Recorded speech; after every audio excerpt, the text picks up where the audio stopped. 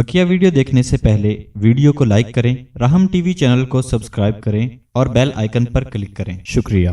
और जब तौफीक मिलती है, अब ये वो मंजिल कुर्ब की तरफ जा रहा है। अब आदमी ये सोचे कि मैं मेहनत कर रहा हूं, मंजिल कुर्ब मिली या नहीं। तो मंजिल कुर्ब मिलने की तीन अलामतें हैं। इंसान की सारी मेहनत के नतीजे में अगर उसके अंदर ये तीन अलामतें पैदा हो गई तो समझो कि अल्लाह तबारक व तआला का कुर्ब मुझे मिल गया। अल्लाह तो मेरे करीब है ही है, लेकिन अल्हम्दुलिल्लाह मैं भी अल्लाह के करीब हो गया हूं। यह तसव्वुर अल्लाह तबारक व तआला उसको अता कर देते हैं। और जब यह तसव्वुर बांधता है कि मैं भी अल्लाह के करीब हूं, इस तसव्वुर में जो इसको लुत्फ आता है, फिर दुनिया में उसको जन्नत का मजा आ जाता है। फिर वो उस दुनिया माफिया को, तब ये तो औलिया कामलीन बादशाहों ने बादशाहत छोड़ी तो फकीरी इख्तियार कर ली, फिर दोबारा बादशाह बने नहीं हैं। तारीख उठा के देखें, फकीरों ने कभी बादशाहत इख्तियार नहीं की। कभी कोई फकीर और अल्लाह का वली बादशाह बनाओ, उन्होंने बादशाहों को ठोकर मारी। इसलिए कि जब बादशाहों का बादशाह मिल गया और उसका कुर्ब नसीब हो गया, तो उनके सामने बादशाह तो मिट्टी का ढेर नजर आई। लेकिन बादशाहों ने जब उनको अल्लाह ने अपनी फकीरी की दौलत दी, विलायत का चस्का दिया, अपने कुर्ब की मंजिल का मजा दिया है, उन्होंने बादशाहों को ठोकर बना के इब्राहिम अदम बन गए। जो बलक का बादशाह है इब्राहिम अदम, लेकिन बलक की बादशाह को ठोकर मार के अल्लाह तबारक व तआला के कुर्ब की मंजिल के लुत्फ में आ गया। लिखा कि एक मतलब जंगल में गए तो सामने शेर आ गया। शेर निकल आया, जैसे शेर निकला तो जरा डरे घबराए, शेर आ गया। उसी हाथ में गैबी से आवाज है, इब्राहिम अदम तुमने हमारे नाम पर सारी सल्तनत को कुर्बान किया, तुम हमारी मखलूक से डरते हो, तुम एक शेर की मामूली मखलूक से डरते हो। तुझे खबर नहीं, तेरी हिफाजत पर हमने 50,000 फरिश्ते लगा रखे। एक शेर नहीं, हजारों शेर भी आ जाएं, तेरा बाल बेका नहीं कर सकते, डरने की जरूरत नहीं। तो मुझे देख, जिस पर तूने बादशाह कुर्बान की थी, आज तू उसकी तरफ निगाह कर, इस शेर की क्या हकीकत है तेरे सामने। भाई ये तस्वुर आवाज आई, ये तस्वुर में बांधा अपने आप को, खुदा पे निगाह डाली है। शेर दुम हिलाता हुआ आया और पैर चाटने लगा। ज़ाहिर के शेरों के दिल, शेरों के पंजे, शेरों का दबदबा तो उस खुदा के हाथ में है, वो जैसे चाहे मोड़ दे, जैसे चाहे मोड़ दे। इब्ने तौलून रहमतुल्लाह अलैह इतने बड़े वली और मुहद्दिस गुजरे हैं। वक्त का बादशाह किसी बात पे नाराज हो गया, जेल में डाल दिया और फैसला हुआ कि भूखे शेर के सामने डाल दिया जाए। और पहले ज़माने में बादशाहों के यही रिवाज होते थे कि भूखे शेर के सामने डाल दो कैदी को, वो चीरेगा फाड़ेगा, शुगल हो रहा है। तो सारा शहर जमा है, इब्ने तौलून मैदान के अंदर हैं और भूखे शेर को पिंजरे में सला के छोड़ दिया। अब शेर जो दौड़ा उसकी तरफ, इब्ने तौलून बैठे हैं, अपने वक्त का वली है, कोई गलत फहमी हो गई और बादशाह ने यह हरकत की। अब वो दौड़ रहा है, जब करीब किया, करीब जाके शेर रुका, उनको देखा और उसके जाके पैर चाटने लगा। सारा मजमा हैरान। बादशाह ने कहा वजीर को, क्या बात है, ये क्या हुआ, क्या शेर भूखा नहीं था? कहा जी भूखा, एक हफ्ते से भूखा रखा हुआ है, क्योंकि इसने चूंकि ये करना था, एक हफ्ते से भूखा रखा हुआ है, फिर क्या हुआ? तो वजीर ने आहिस्ता से कान में कहा, बादशाह सलामत, मुझे लगता है ये अल्लाह का कोई बंदा है, चुप करके इसको छोड़ दीजिए, वरना इस सारी ये सल्तनत भस्म हो जाएगी अगर इसने हाथ उठा दिए। अच्छा चलो इसको छोड़ दो, बाइज्जत बरी कर दो। बाइज्जत बरी कर दिया। मैं बता रहा हूँ अल्लाह वालों की बेखौफी। अब ये घर गए, घर जाके दरवाज़ा खटखटाया तो बीवी ने दरवाज़ा खोला तो इब्ने तौलून खड़े हैं। ये आप आ गए? तो मैं तो समझी थी आपकी लाश आएगी, मैं तो समझी थी आपको शेर शहीद कर चुका होगा, आपकी लाश आएगी, आप खैरियत से जिंदा सलामत होगे, क्या हुआ?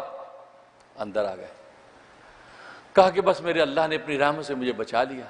शेर मेरे पास आया और आके बैठ गया, पैर चाटने लगा। बादशाह ने कहा बाइज्जत बरी कर दो। अच्छा अजीब, ज़ाहिर अल्लाह के वली की करामत। तो बीवियां होती हैं, कहते अंदर दी गल दसो। अंदर कुछ और है।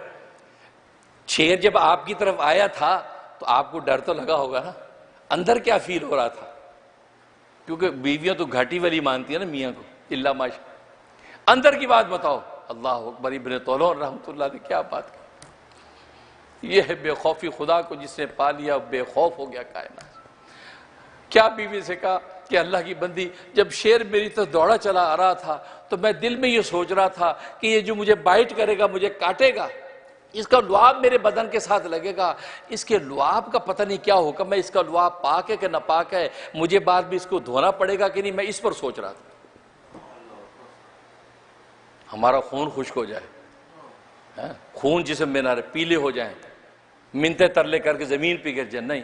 इब्न तौलन देख कर सोच रहा है कि ये काटेगा तो इसका लुआब पाक है ये ना पाक है। मैं इस शरीयत के मसले पे सोच रहा था, बस इतने में वो मेरे करीब आ गया और आके बैठ गया, पैर चाटने लगा और बादशाह ने कहा आज़ाद कर दो। इसको कहते हैं बेखौफी। जब अल्लाह तबारक व तआला का कुर्ब मिल जाता है, आज छोटे से साहिब मनसब के साथ हमारी दोस्ती होती है, हमारी गर्दन आकड़ी रहती है, कॉलर हमारे नीचे नहीं आते और हम कहते हैं जी मेयर बेली है, मेयर साडा बेली है, और जी फलां जो है साडा दोस्त है और कमिश्नर साहब ने साडे बड़े ताल्लुकात ने, हम आपस से बाहर हो जाते हैं, चौथे आसमान पे जाके रहने लगते हैं। और वहां बादशाहों के बादशाह के साथ जब अल्लाह के वली का जोड़ लग जाता है तो फिर दुनिया की सारी बादशाहतें हेच हो जाती है। तो ये अल्लाह का कुर्ब कैसे हासिल हुआ, उसमें लज्जतें कैसे मिलती हैं, तो उसकी 3 अलामतें हैं। पहली अलामत ये कि नफसानी ख्वाहिशात को इंसान तरक कर दे, नफसानी ख्वाहिशात तरक कर दे। लजीज खाने खाता है, लजीज पानी पीता है, अच्छे उम्दा कपड़े पहनता है, तो उसमें या तो फिजिकली तरक करके फ़कीरी इख्तियार कर ले, और या फिजिकली अगर उन चीज़ों को इख्तियार करता है तो निगाह जन्नत के खानों पर रखे और ये खाने उसके सामने बेहेच हो जाए। कहा कि ये की कोई हकीकत नहीं जो जन्नत के खानों की है। मैं ऐसा कोई हराम माल से ऐसा लजीज खाना खाने को तैयार नहीं हूं जो मेरे जन्नत के खानों को खोटा कर दे।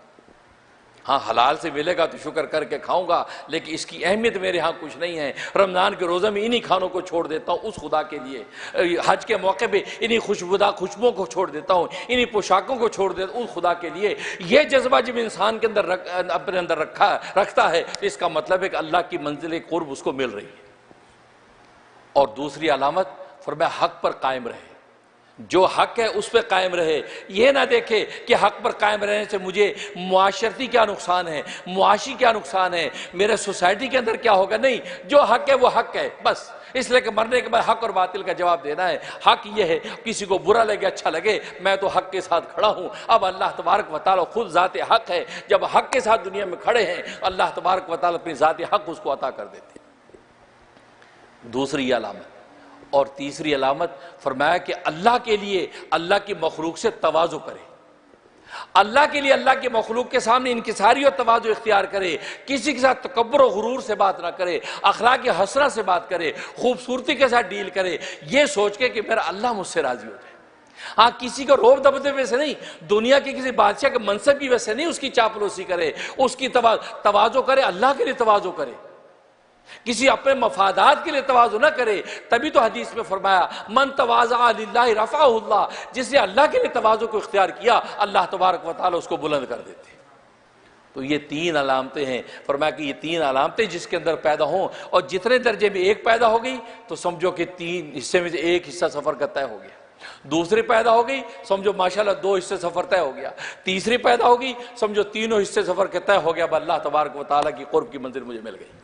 और फिर अल्लाह ताला जीने का वो मज़ा अता कर देते हैं कि दुनिया में रहते ऐसे लगता है जैसे जन्नत के मज़े उड़ाता हूँ। अल्लाह से दुआ है कि अल्लाह तबारक व तआला तौफीक अता फरमाए और इन्हीं हकीकतों को और ये दुनिया को ज़रूरत समझ के हम इस्तेमाल करें। फ़जीलत आखिरत की नेमतों में है, और दुनिया के अंदर जो भी कुछ करें वो भी आखिरत की नीयत से जब करेंगे तो अल्लाह तबारक व तआला अपने कुर्ब के रास्ते पर हमें लगा देंगे। और जब अल्लाह एक रास्ते पर जब लगा देता है तो फिर मंजिल अल्लाह तबारक व तआला ज़रूर अता फरमाते हैं और इंसान को मायूस नहीं करते। अल्लाह तबारक व तआला अमल करने की तौफीक अता फरमाए। व आखिर दावाना अल्हम्दुलिल्लाह बिल आलमीन।